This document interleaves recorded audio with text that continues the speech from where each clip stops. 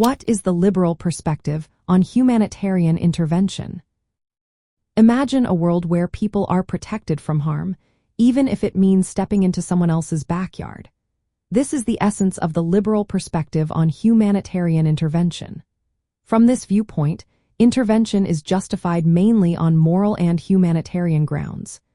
It focuses on protecting individuals from severe human rights violations like genocide, war crimes, and ethnic cleansing. Liberals argue that the idea of absolute state sovereignty should not stop the international community from acting when a state fails to protect its citizens or is responsible for such abuses.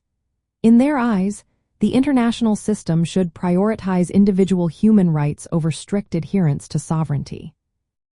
This means that states and international organizations have a moral duty to intervene to prevent suffering, even if that means crossing borders or using military force as a last resort. The rationale for intervention is rooted in humanitarian need, not self-interest or geopolitical gain. When interventions are driven by self-interest, they can undermine international cooperation and stability. Liberal internationalists believe that humanitarian interventions should be carried out with impartiality and neutrality, ensuring minimal harm to civilians. They advocate for multilateralism, often supporting actions authorized by international bodies like the United Nations Security Council. However, some liberals argue that intervention can be warranted even without such authorization if the humanitarian crisis is severe, as seen in discussions around the Rwandan genocide. This liberal approach also links humanitarian intervention to broader goals. It aims to promote democracy, rule of law, good governance, and sustainable development. These elements are seen as essential for achieving long-term peace and security.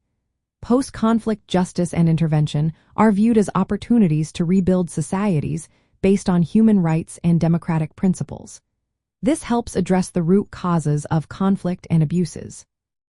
In summary, the liberal perspective on humanitarian intervention is based on the belief that protecting human rights is more important than state sovereignty.